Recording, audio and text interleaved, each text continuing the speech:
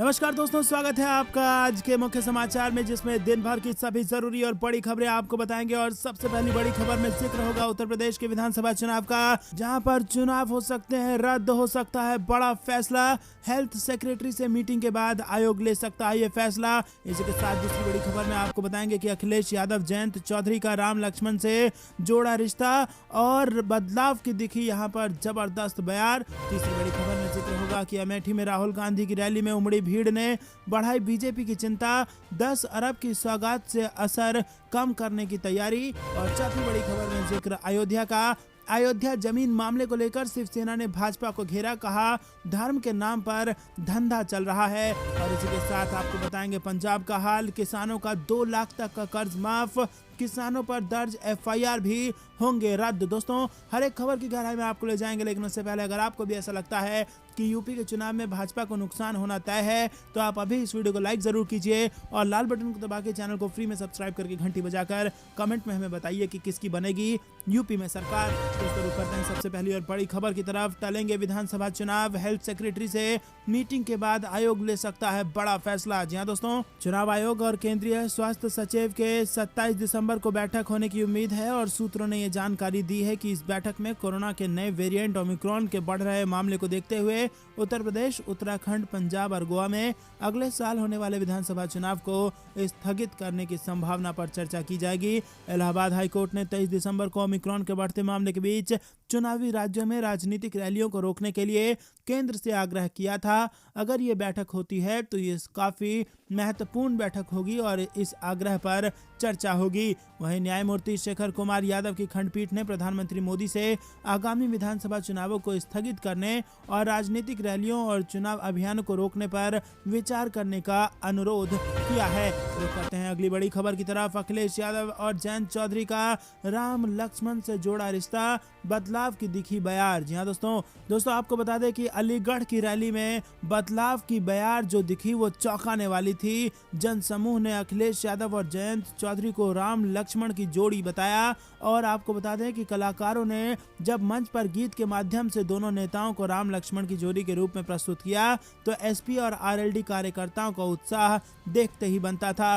मंचों से कभी श्री राम का जय घोष न लगाने वाले समाजवादी पार्टी के नेता भी सहज दिखे और आरएलडी में भी कोई हिचकिचाहट नहीं दिखी। और इससे साफ पता चलता है कि बदलते दौर में एसपी और आरएलडी का गठबंधन बदलाव का बयार बहा रहा है और उत्तर प्रदेश के चुनाव में भी बड़े बदलाव की ओर संकेत हो रहा है। दोस्तों, आरएलडी और समाजवादी पार्टी का गठबंधन बहुत ज्यादा सफल साबित हो सकता है और 10 जन सैलाब उमड़ रहा है। और जिस प्रकार से इन दोनों ही नेताओं को समर्थन मिल रहा है, ऐसा लगता है कि उत्तर प्रदेश में बदलाव निश्चित है। दोस्तों, आपको क्या लगता है किसकी बनेगी सरकार? कमेंट में जरूर बताइए। वीडियो लाइक करके समर्थन करना मत भूलिएगा। रुक करते हैं अगली बड़ी खबर की तरफ। अमेठी में राहुल गांधी की रैली में भी उमड़ी जन सैलाब और बढ़ गई है भाजपा की चिंता, 10 अरब की सौगात से असर कम करने की तैयारी में है भाजपा। जी हाँ दोस्तों, चुनावी साल में अमेठी में राहुल गांधी और प्रियंका गांधी की पदयात्रा में उमड़ी भीड़ से बीजेपी खेमे में हलचल मच गई है। पदयात्रा का असर कम करने के लिए बीजेपी की ओर से स्मृति ईरानी और सीएम योगी आदित्यनाथ ने मोर्चा संभाल लिया है। स्मृति ईरानी 2 दिन के लिए दौरे पर आ रही हैं, जबकि सीएम योगी 3 जनवरी से यात्रा में शामिल हो सकते हैं। राजनीतिक गलियारों में चल रही चर्चा के मुताबिक राहुल गांधी की पदयात्रा में भीड़ के बाद बीजेपी हाईकमान अमेठी और रायबरेली में सक्रियता बढ़ गई है। अटल जयंती पर अमेठी में बीजेपी सरकार की ओर से 10 अरब की सौगात की तैयारी की जा रही है। दोस्तों, यहाँ पर कांग्रेस, समाजवादी पार्टी और आरएलडी की रैलियों में जिस प्रकार से भीड़ आ रही है, उसके बाद डैमेज कंट्रोल में जुटती नजर आ रही है भारतीय जनता पार्टी। 10 अरब की सौगात से भाजपा के विरोधियों का असर कम करने की है तैयारी और 10 अरब की सौगात देने की तैयारी है भाजपा द्वारा। रुक करते हैं अगली बड़ी खबर की तरफ। अगली खबर अयोध्या से आ रही है। अयोध्या जमीन मामले को लेकर शिवसेना ने भाजपा को घेरा, कहा धर्म के नाम पर धंधा चल रहा है। दोस्तों, गुरुवार को शिवसेना के मुखपत्र सामना में अयोध्या भूमि सौदे पर द इंडियन एक्सप्रेस की एक रिपोर्ट का जिक्र करते हुए शिवसेना ने अपने संपादकीय के माध्यम से भाजपा और उसके हिंदुत्व के एजेंडे को खारिज कर दिया और भगवा पार्टी को चोर बाजार कह दिया। मुखपत्र सामना में कहा गया है कि भाजपा का हिंदुत्व एक तरह का चोर बाजार है और ये तेजी से स्पष्ट होता जा रहा है। अयोध्या सौदा अब उस चोर बाजार का हिस्सा बन गया है। दरअसल बीते बुधवार को द इंडियन एक्सप्रेस ने अयोध्या में जमीन की खरीद को लेकर एक रिपोर्ट छापी है और जिसमें बताया गया है कि राज्य सरकार के अधिकारियों के निर्वाचित प्रतिनिधियों और रिश्तेदारों ने 9 नवंबर 2019 को सुप्रीम कोर्ट के फैसले के बाद जिले में राम मंदिर के निर्माण को मंजूरी देने के बाद अयोध्या में कई सारी जमीन खरीद ली और उसी दिन उत्तर प्रदेश के मुख्यमंत्री योगी आदित्यनाथ ने भूमि सौदों की जांच के आदेश दिए थे। वहीं मुखपत्र सामना के संपादकीय में आगे कहा गया है कि अयोध्या पर सुप्रीम कोर्ट के फैसले के बाद भाजपा नेताओं, विधायकों और एक मेयर ने कानूनी अवैध तरीके से अयोध्या में जमीन खरीदी थी और ये सभी लेन देन संदिग्ध और समान रूप से चौंकाने वाले हैं। दोस्तों रुक करते हैं अगली बड़ी खबर की तरफ, जो कि पंजाब से आ रही है। किसानों के 2 लाख तक का कर्जा कांग्रेस करेगी माफ और किसानों पर दर्ज सभी एफआईआर होंगे रद्द। जी हां दोस्तों, आपको बता दें कि पंजाब के मुख्यमंत्री चरणजीत सिंह चन्नी ने सूबे में 5 एकड़ तक के मालिकाना हक 9 लाख छोटे और सीमांत किसानों के 2 लाख रुपए तक के कर्ज के निपटारे का ऐलान किया है। इस ऋण माफी योजना के अंतर्गत 1200 करोड़ रुपए के फंड जारी करने का ऐलान भी मुख्यमंत्री द्वारा कर दिया गया है। मुख्यमंत्री ने किसान आंदोलन के दौरान शहीद हुए किसानों के 17 वारिसों को अनुकंपा के आधार पर नौकरी के नियुक्ति पत्र भी सौंप दिए हैं। राज्य सरकार पहले ही ऐसे 5.63 लाख किसानों के 4610 करोड़ रुपए के ऋण माफ कर चुकी है और इनमें से 1.34 लाख छोटे किसान को 980 करोड़ रुपए की राहत मिली है। शुरू करते हैं कि बड़ी खबर की तरफ। ओमिक्रॉन के बढ़ते खतरे के बीच यूपी में भी नाइट कर्फ्यू, शादियों में 200 लोगों की अनुमति लेकिन नियम रहेंगे सख्त। जी हाँ दोस्तों, आपको बता दें कि कोरोना के नए वेरिएंट ओमिक्रॉन की दहशत के बीच योगी सरकार ने बड़ा फैसला लिया है। मुख्यमंत्री योगी ने 25 दिसंबर से प्रदेश में नाइट कर्फ्यू का ऐलान कर दिया। वहीं शादी बारात के आयोजनों में कोविड प्रोटोकॉल के साथ 200 लोगों की अनुमति होगी और इस बाबत मुख्यमंत्री योगी आदित्यनाथ ने उच्च स्तरीय टीम 09 को दिशा निर्देश दे दिए हैं। देश के विभिन्न राज्यों में कोविड के मामलों में बढ़ोतरी देखी जा रही है। ऐसे में 25 दिसंबर से प्रदेश में नाइट कर्फ्यू लागू कर दिया जाएगा। हर दिन रात्रि 11 बजे से सुबह 5 बजे तक नाइट कर्फ्यू लागू रहेगा। बाजार में मास्क नहीं तो सामान नहीं का नियम भी और इसी संदेश के साथ व्यापारियों को जागरूक करने के निर्देश दिए गए हैं। सड़कों बाजारों में हर किसी के लिए मास्क अनिवार्य है। देश के किसी भी राज्य या विदेश से यूपी की सीमा में आने वाले हर एक व्यक्ति की टेस्टिंग और ट्रेसिंग के निर्देश दिए गए हैं। साथ ही बस, रेलवे और एयरपोर्ट पर अतिरिक्त सतर्कता बरती जाएगी।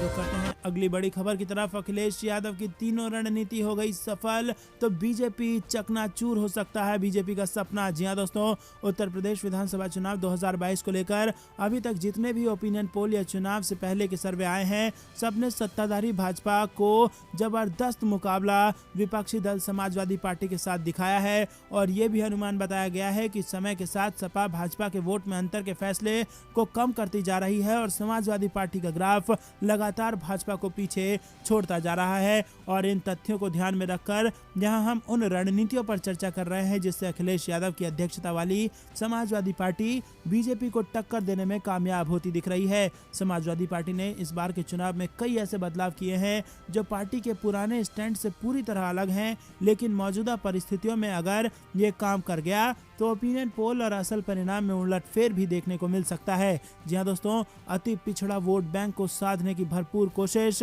अति पिछड़ा वोट बैंक को यहां पर साधने की कोशिश की जा रही है अखिलेश यादव द्वारा। इसी के साथ आरक्षित सीटों पर समीकरण बदलने की कोशिश भी है और जीतने लायक उम्मीदवारों पर इस बार दाव लगाएगी समाजवादी पार्टी। तो दोस्तों, ये 3 रणनीति है जो अगर सफल हो गई तो भाजपा चकनाचूर। रुक करते हैं अगली बड़ी खबर की तरफ, जो कि फिर से उत्तर प्रदेश के चुनाव से जुड़ी आ रही है। उत्तर प्रदेश पुलिस को ओवैसी ने चुनावी मंच से खुलेआम दी धमकी, बोले योगी मोदी के जाने के बाद कौन आएगा तुम्हें बचाने। जी हां दोस्तों, आपको बता दें कि अगले साल उत्तर प्रदेश में विधानसभा चुनाव होने हैं, जिसको लेकर यूपी में सियासत तेज हो गई है।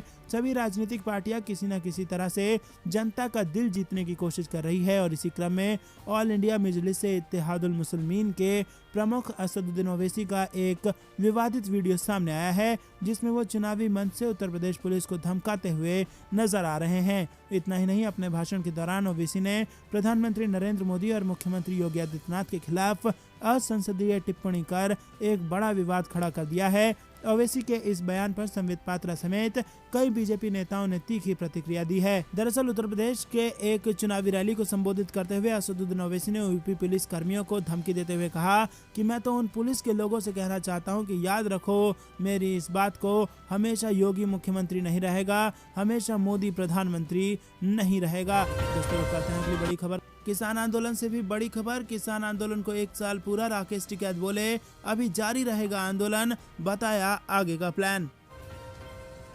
वहीं लुधियाना से खबर आ रही है। लुधियाना कोर्ट धमाके के बाद अलर्ट पर पंजाब, शहर में धारा 144 लागू।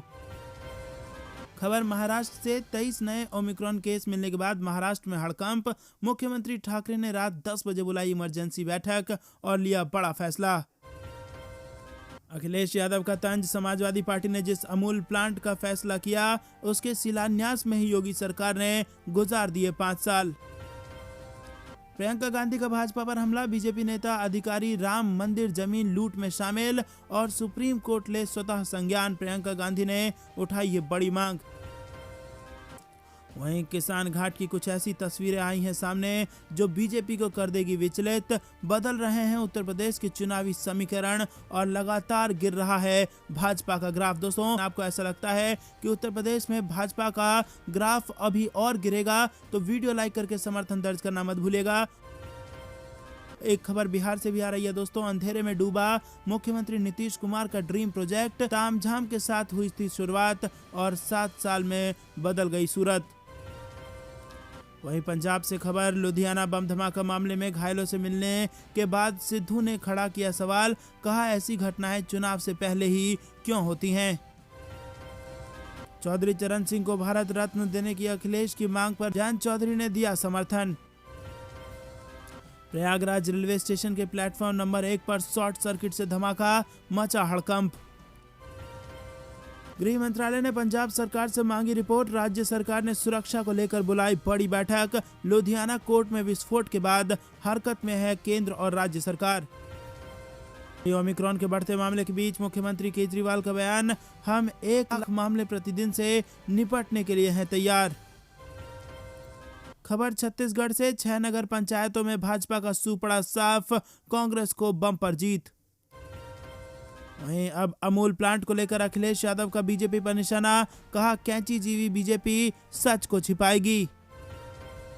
बेरोजगारी के मुद्दे पर हरीश रावत ने बीजेपी को घेरा, कहा हर मोर्चे पर फेल है भाजपा। दोस्तों लड़कियों की शादी की उम्र को लेकर नीतीश कुमार के एमएलसी ने जताई मोदी सरकार के फैसले पर आपत्ति। 26 दिसंबर को मैराथन दौड़ का आयोजन करेगी कांग्रेस, स्कूटी व स्मार्टफोन किए जाएंगे वितरित। कद्दावर भाजपा नेता और पूर्व मंत्री के गढ़ में कांग्रेस की सेंध, बीजेपी को बड़ा झटका। कांग्रेस ने 40 उम्मीदवारों का नाम किया फाइनल, बैठक में हुआ फैसला और यूपी चुनाव के लिए पहले 40 उम्मीदवारों का लिस्ट हो चुका है फाइनल। पंजाब में किसानों का आंदोलन तीसरे दिन भी रहा जारी, ट्रेनों की आवाजाही हुई प्रभावित। वही खबर अलीगढ़ से, सपा आरएलडी की संयुक्त परिवर्तन रैली में जयंत चौधरी का ऐलान, किसान सम्मान निधि के रूप में देंगे 12,000 रुपए। उत्तर प्रदेश में 3 दिनों तक सार्वजनिक कार्यक्रमों में शामिल नहीं होंगे Akhilesh Yadav, SP RLD rally के लिए दी शुभकामनाएं, पत्नी का कोरोना पॉजिटिव होना है इसकी वजह। वसुंधरा राज्य के बेटे दुष्यंत सिंह के दफ्तर पर पथराव, जिला प्रमुख सीट हारने पर भड़के बीजेपी कार्यकर्ता। वहीं लुधियाना कोर्ट ब्लास्ट मामले में एफआईआर दर्ज, अमित शाह को किया गया ब्रीफ, पंजाब में हाई अलर्ट। कोरोना से जंग की तैयारी पर बोले केजरीवाल, दिल्ली में संक्रमितों को घर तक पहुंचाएंगे दवाई। वहीं कंट्रोल रूम हो चुका है तैयार, दिल्ली मेरठ एक्सप्रेसवे पर लगेगा टोल।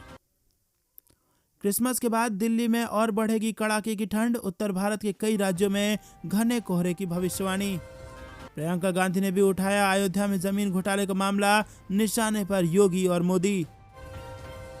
तो दोस्तों ये थी तमाम बड़ी सुर्खियां, अब हर एक खबर की डिटेल में आपको ले जा रहे हैं, लेकिन उससे पहले फिर से आपसे निवेदन, वीडियो लाइक करना मत भूलेगा। रुक करते हैं पहली बड़ी खबर की डिटेल में। उत्तर प्रदेश चुनाव में सीएम भूपेश बघेल हुए हमलावर, कहा वोट के नाम पर नोट बटोर रही है भाजपा। जी हां दोस्तों, छत्तीसगढ़ के मुख्यमंत्री भूपेश बघेल ने भाजपा पर हमला बोला है। कांग्रेस ने गुरुवार को अयोध्या जनपद के बीकापुर विधानसभा क्षेत्र के दशरथपुर गाँव में प्रतिज्ञा महासम्मेलन का आयोजन किया। प्रतिज्ञा महासम्मेलन में पहुंचे छत्तीसगढ़ के मुख्यमंत्री भूपेश बघेल ने अयोध्या में जमीन के भ्रष्टाचार के आरोप को लेकर कहा कि राम मंदिर ट्रस्ट के लोग, अधिकारी और नेता अयोध्या में जमीन को लेकर भ्रष्टाचार में जुटे हुए हैं। अयोध्या में राम नाम की लूट मची है। कौड़ियों के दाम जमीन खरीदकर 13 गुना अधिक दाम पर जमीन बेची जा रही है। अयोध्या में राम नाम की लूट है और लूट सको तो लूट लो, चाहे वो नेता हो, अधिकारी हो या ट्रस्ट के लोग हों, सभी जमीन में भ्रष्टाचार में लिप्त है। तो दोस्तों, जबरदस्त भ्रष्टाचार का आरोप लगा रही है कांग्रेस पार्टी और प्रभु राम के नाम पर जो लूट मची हुई है उसको लेकर घेरने की कोशिश की गई है।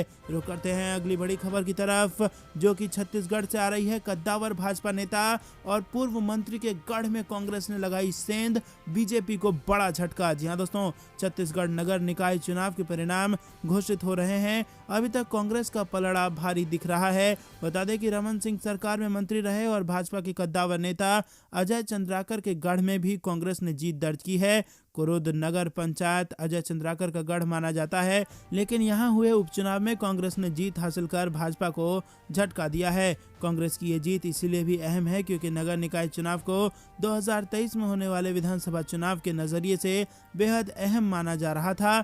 बता दें कि कुरुद नगर पंचायत के शंकर नगर वार्ड से कांग्रेस पार्षद रहे राजकुमार अग्रवाल का निधन हो गया था, जिसके चलते यहां पर उपचुनाव हुए और भाजपा की गढ़ में कांग्रेस ने लगा दी सेंध। रुक करते हैं अगली बड़ी खबर की तरफ। किसान आंदोलन को 1 साल पूरा, राकेश टिकैत बोले अभी जारी रहेगा आंदोलन और बता दिया आगे का प्लान। जी हां दोस्तों, आपको बता दें कि किसान नेता राकेश टिकैत ने गुरुवार को किसान दिवस पर कहा कि किसानों के हितों की रक्षा के लिए उनका संघर्ष जारी रहेगा और गांव के विकास के रास्ते ही देश का विकास हो सकता है। टिकैत ने भारतीय भाषाओं में संक्षिप्त संदेश भेजने वाले सोशल नेटवर्किंग प्लेटफॉर्म कू पर किसान दिवस के मौके पर पूर्व प्रधानमंत्री चौधरी चरण सिंह को याद किया। उन्होंने कहा संघर्ष अनवरत जारी रहेगा और उन्होंने इसके साथ ही पूर्व प्रधानमंत्री चरण सिंह के इस कथन को भी उल्लेख किया जिसमें दिवंगत नेता ने कहा था देश के विकास का रास्ता गांव से होकर गुजरता है। टिकैत ने कू पर इस पोस्ट के जरिए स्वर्गीय चौधरी चरण सिंह की समाधि पर श्रद्धांजलि देते हुए एक तस्वीर जारी की। रुक करते हैं अगली बड़ी खबर की तरफ। लुधियाना कोर्ट धमाके के बाद अलर्ट पर पंजाब, शहर में धारा 144 लागू। जी हां दोस्तों, बेहद बड़ी खबर। आपको बता दें कि पंजाब के लुधियाना में गुरुवार को जिला अदालत परिसर में हुए विस्फोट में एक व्यक्ति की मौत हो गई है और 5 अन्य घायल हो गए हैं। पुलिस ने बताया कि अदालत परिसर की दूसरी मंजिल पर बने शौचालय में विस्फोट हुआ है और उस समय जिला अदालत की कार्रवाई चल रही थी। विस्फोट इतना शक्तिशाली था कि परिसर की एक दीवार क्षतिग्रस्त हो गई है और परिसर में खड़े कुछ वाहनों को भी नुकसान पहुंचा है और इस पूरे मामले पर गृह मंत्रालय ने पंजाब सरकार से रिपोर्ट मांग ली है। मीडिया रिपोर्ट्स के मुताबिक एनएसजी और एनआईए की टीम मौके पर रवाना हो गई है। एनआईए और एनएसजी की टीम इस धमाके की साजिश के एंगल से जांच करेगी। दोस्तों, रुक करते हैं अगली बड़ी खबर की तरफ।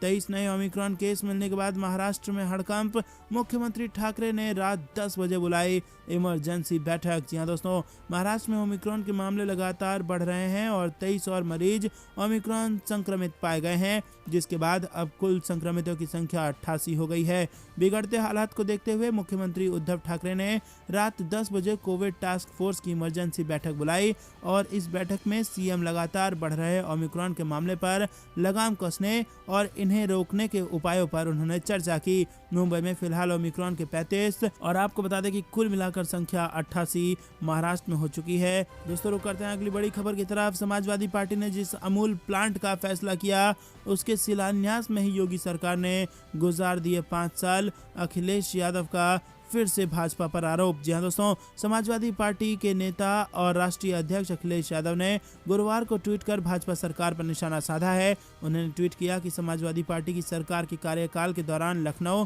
कानपुर और बनारस में अमूल के प्लांट लगाने का जो फैसला हुआ था उसे अमल में लाने में भाजपा सरकार ने पूरा कार्यकाल गुजार दिया। कैंची जीवी भाजपा इस सच को छिपाएगी, लेकिन कोई अमूल कंपनी से ये पूछे तो वो दूध जैसा सफेद सच बताएगी। दोस्तों, रुक करते हैं हैं अगली बड़ी खबर की तरफ। बीजेपी नेता अधिकारी राम मंदिर जमीन लूट में शामिल, सुप्रीम कोर्ट ले स्वतः संज्ञान, प्रियंका गांधी ने किया अपील। जी हां दोस्तों, गुरुवार को कांग्रेस महासचिव प्रियंका गांधी ने प्रेस कॉन्फ्रेंस कर राम मंदिर जमीन घोटाले में बीजेपी की साठगांठ होने और इसकी सुप्रीम कोर्ट स्तर पर जांच कराने की मांग की है। प्रियंका गांधी ने कहा कि राम मंदिर के आसपास की जितनी भी जमीनें हैं उसकी लूट मची है। बीजेपी के नेता, अधिकारी और ट्रस्ट के लोग इस लूट में शामिल हैं और वहां पर कितने हजार करोड़ का घोटाला किया गया है ये नहीं मालूम। भगवान राम सत्य के पथ पर चले, उनके नाम पर भी भ्रष्टाचार किया जा रहा है और पूरे देश की आस्था पर चोट की जा रही है। प्रियंका ने अयोध्या भूमि घोटाले में उत्तर प्रदेश सरकार की जांच के आदेश को महज दिखावा करार देते हुए कहा कि योगी सरकार कहती है कि जिला अधिकारी स्तर पर जांच की जाएगी, जिला स्तर के अधिकारी मेयर की जांच कैसे करेंगे? मंदिर सुप्रीम कोर्ट के आदेश पर बन रहा है, जांच भी सुप्रीम कोर्ट स्तर पर होनी चाहिए। उन्होंने कहा कि सुप्रीम कोर्ट को अयोध्या भूमि घोटाले का स्वतः संज्ञान लेना चाहिए और मामले में हस्तक्षेप। तो दोस्तों, ये थी दिन भर कुछ बेहतरीन और बड़ी खबरें। तक बने रहने के लिए बहुत बहुत धन्यवाद। देख रहे थे आपका अपना चैनल जय हिंद जय भारत।